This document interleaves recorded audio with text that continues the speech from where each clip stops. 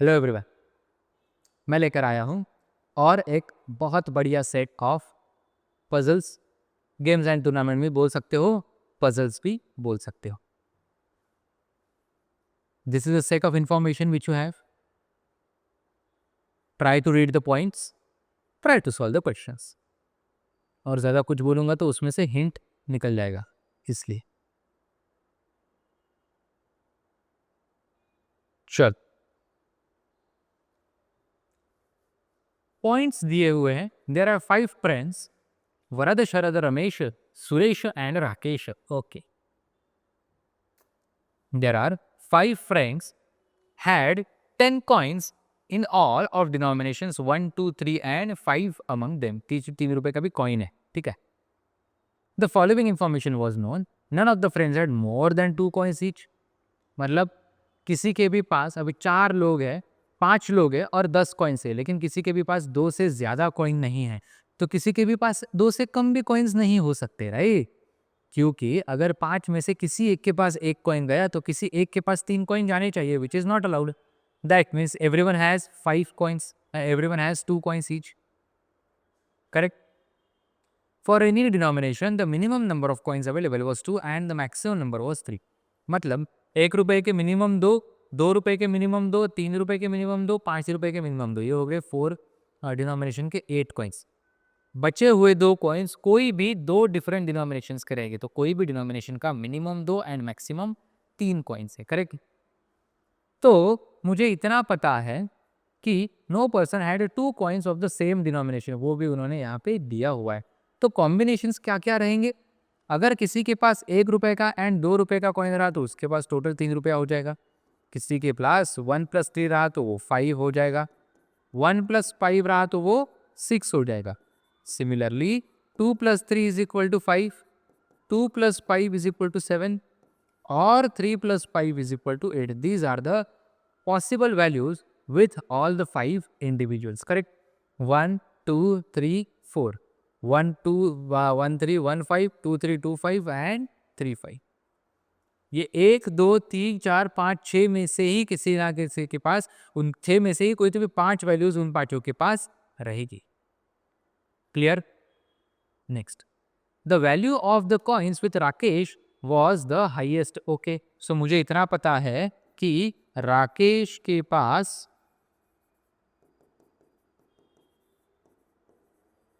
Highest amount है। Ramesh, Suresh and Sharad had one coin of the same denomination. ठीक है, सो Ramesh, Suresh and Sharad had one coin of the same denomination and no two friends had the total value of the coins to be the same while Suresh had। अब किसी के भी पास total value same नहीं हो सकती। Total value of the coins of denomination, okay, total number of coins नहीं, total value. मतलब मेरे पास अगर 3 रुपए का कॉइन है तो मेरे कॉइन्स का वैल्यू क्या होगा? 4 रुपया, right? To be the same, while Suresh had the least total value. तो Rakesh had the highest and Suresh had the least total value। ये पॉइंट उधर ना लिखते हुए मैं यहाँ पे लिखता हूँ ताकि मेरे पास वो पूरा जगह बचे सॉल्व करने के लिए। ठीक है, सो सुरेश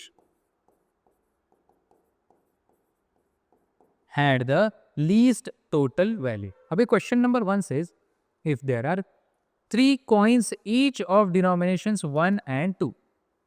अभी उसने पूछा है कि बताया है कि 1 रुपए के एंड 2 रुपए के 3 कॉइन्स है, मतलब 3 रुपए के एंड 5 रुपए के 2 कॉइन्स है। करेक्ट? तभी जाके 3 + 3 6 + 4 10 कॉइन्स हो गए। And Rakesh has a coin of denomination 2। Okay, तो अभी उसने बताया कि राकेश जिसके पास हाईएस्ट कॉइन्स है उसके पास एक कॉइन 2 रुपए के डिनोमिनेशन का है। तो हाईएस्ट वैल्यू एंड 2 रुपए का कॉइन के साथ मतलब उसके पास एक कॉइन 5 रुपए का है, which is equal to 7। Correct? Now I have, for question number 1, I have 3 coins of rupees 1 each, 3 coins of rupees 2 each, 2 coins of rupees 3 and 5 each। उसमें से 5 का एंड 2 का एक कॉइन मेरा राकेश के पास चले गया। Correct? Rakesh has the highest amount of value ना, तो 7 और 8 में से एक रहेगा, क्योंकि अगर राकेश के पास 7 रहे तो बाकी लोगों के पास 5 4 3 5, ओके, बाकी लोगों के पास 6 5 4 3 ऐसे अमाउंट रहेगा। उसमें से भी सुरेश के पास 1 + 2 = 3 which is the least amount, correct. तो एक 1 रुपए का और एक 2 रुपए का कॉइन दिया और चले गए, करेक्ट। अभी जो 3 लोग हैं, Ramesh, Suresh and Sharad, correct. Rakesh and Suresh चले गए, ओके, सुरेश भी इसमें से आया। तो रमेश, सुरेश एंड शरद, इनके पास एक कॉइन का डिनोमिनेशन कॉमन है, correct. Has 1 coin of the same denomination. तो रमेश, सुरेश के पास 1 रुपए एंड 2 रुपए का कॉइन है, करेक्ट। लेकिन 2 रुपए का एक कॉइन राकेश के पास भी चले गया। तो इन तीनों के पास फॉर क्वेश्चन नंबर 1 जो कॉमन डिनोमिनेशन का कॉइन है वो है 1 रुपए का। उसमें से सुरेश के पास ये वाला चले गया, करेक्ट। फिर रमेश एंड शरद के पास ये दोनों कॉइन्स रहेंगे, राइट। कौन सा किसके पास रहेगा ये मुझे नहीं पता है, right. For question number 1 this is the amount और these are the coins with Rakesh, Ramesh, Suresh and Sharad. तो फाइनल इंडिविजुअल कौन बचा? वरुण। और क्वेश्चन में क्या पूछा हुआ है? What is the total value of the coins that Varad has? Obviously वही क्वेश्चन पूछेंगे क्योंकि रमेश एंड शरद के बारे में तो मुझे कुछ एग्जैक्ट डेटा पता नहीं चलेगा, right. So what is the total value of coins that Varad has? 5 रुपया, करेक्ट। Is this clear? पक्का everyone? If you guys have any doubts और concerns please let me know. Question number 2, if अभी ये पहला वाला जो ब्लू कलर का data था वो मैं इरेज कर दूंगा, ठीक है। If there are 3 coins of denomination 5, अभी दो coins of each denomination already है, 8 कॉइन्स का हिसाब मेरे पास फिक्स्ड है। 9th कॉइन यहाँ पे 5 रुपए का है, of which 1 is held by Varad. उसमें से भी एक कॉइन वरद ने पकड़ के रखा है। What is the total value of the coins that Sharad has? Okay, so अभी 5 रुपए के आपके पास 3 कॉइन्स है। पहले तो ये ब्लू वाला लाइन्स सभी हटा दो, खत्म हो गया है, ठीक है। For each question, this data is going to change except the one which I have written in yellow color. It will remain fixed, yellow and red color. It will remain fixed for all the 5 questions. अभी उसने बोला है कि there are 3 coins of ₹5 denomination. तो 3, 4, 5, 6, 7, 8, 9 हो गए। 10वें coin का हिसाब अभी तक मुझे क्वेश्चन 2 में नहीं बताया है। Out of which 1 is held by Varad. What is the total value of coins that Sharad has? अभी 5 रुपए के आपके पास 3 कॉइन्स हैं, उसमें से एक वरद ने हेल्ड किया, वो वरद ने पकड़ के रखा है, करेक्ट। तो 5 रुपए के अगर 3 कॉइन्स है तो ये 6 रुपए, 7 रुपए एंड 8 रुपए का अमाउंट वो गेम में ऑलरेडी टेबल पे खेल रहा है। उसमें से राकेश के पास हाईएस्ट अमाउंट है विच इज 3 + 5, करेक्ट।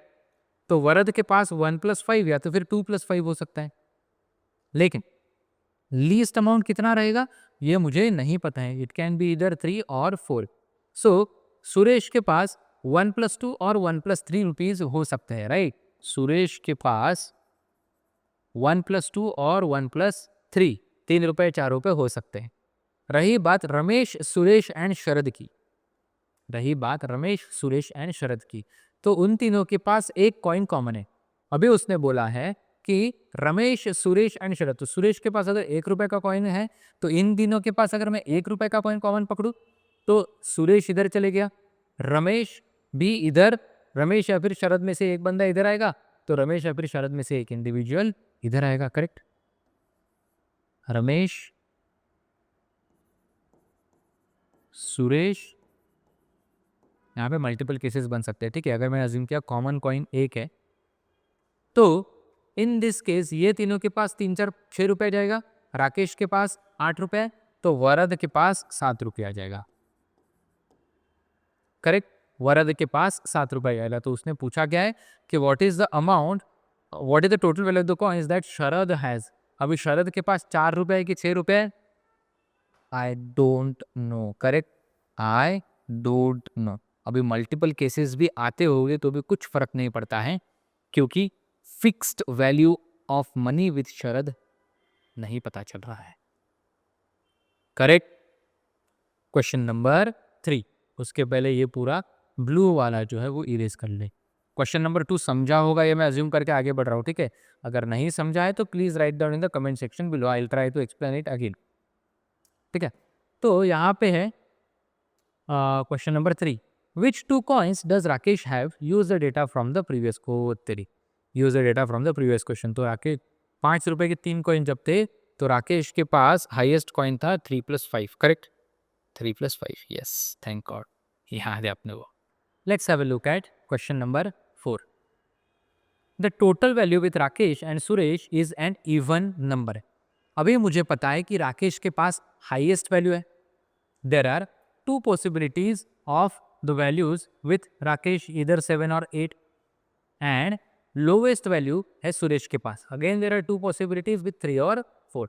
तो अगर राकेश के पास 8 रुपया है तो सुरेश के पास 4 रुपया रहेगा, एंड राकेश के पास 7 रुपया है तो सुरेश के पास 3 रुपया रहेगा, तभी जाके दोनों का टोटल वैल्यू इवन नंबर आएगा। तो हम लोग पहला केस अज्यूम करते हैं कि राकेश के पास 8 रुपीज तो सुरेश के पास 4 रुपीज, तो ये 3 रुपीज जो है वो किसी के पास नहीं रहेगा because Suresh has the least amount of value. तो मल्टीपल कंडीशन सेटिस्फाई करके चलना पड़ेगा। एक चीज ध्यान में रखो, the value of coins with Rakesh, Varad and Ramesh had no coin in common, ये पॉइंट हमने छोड़ दिया था यहाँ पे लिखने का, ठीक है, अभी तक नहीं लिखा हुआ है। सो अगर 4 एंड 8 का लेते हैं तो 4 रुपीज किसके पास रहेगा, सुरेश के पास, 8 रुपया किसके पास रहेगा, राकेश के पास, करेक्ट। रमेश, सुरेश एंड शरद के पास एक कॉइन कॉमन होना चाहिए, तो वो क्या 1 रुपीज का हो सकता है, ऑब्वियसली नहीं। तो वो क्यों नहीं हो सकता, क्योंकि 1 रुपीज का कॉइन अगर कॉमन रहेगा तो ये जो 3 रुपीज का अमाउंट है वो किसी तो भी पास जाना चाहिए, इधर विथ रमेश और with Sharad, but Suresh already has the least amount of value. Then can they have ₹3 का कॉइन कॉमन विद देम, नहीं हो सकता, क्योंकि एक 3 रुपए का कॉइन सुरेश के पास जाएगा, दूसरा 3 रुपए का कॉइन इधर रमेश और शरद के पास जाएगा, लेकिन तीसरा 3 रुपए का कॉइन तो राकेश के पास ही, correct, that is also not allowed. That means this whole case of Rakesh having 8 rupees and Suresh having 4 rupees stands invalid, correct. तो अभी ये 8 रुपीज एंड 7 रुपीज का केस ही मेरा इनवैलिड रहेगा। अभी राकेश के पास है 7 रुपीज एंड सुरेश के पास है 3 रुपीज, मतलब ये 8 रुपीज किसी के भी पास नहीं है। तो सुरेश हैज 3 रुपीज,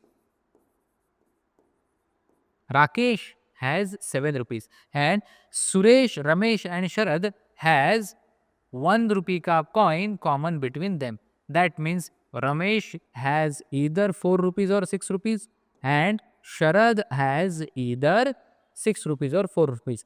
मतलब बचा हुआ जो 5 रुपीज रहेगा, जो बना हुआ है 2 रुपीज प्लस 3 रुपीज के कॉइन से, वो रहेगा वरद के पास। अभी यहाँ पे पॉइंट नंबर 5 उन्होंने बताया है कि Varad and Ramesh had no coin in common. तो वरद के पास तो फिक्स्ड है 2 रुपीज एंड 3 रुपीज, मतलब रमेश के पास आप 3 रुपीज का कॉइन नहीं दे सकते, इसीलिए रमेश को 1 + 5 रुपीज एंड शरद को 1 + 3 रुपीज के ही कॉइन्स देने पड़ेंगे। That means Ramesh has, what is the value with Ramesh, it is ₹6। Clear? I hope it is very clear with you all, and all the best.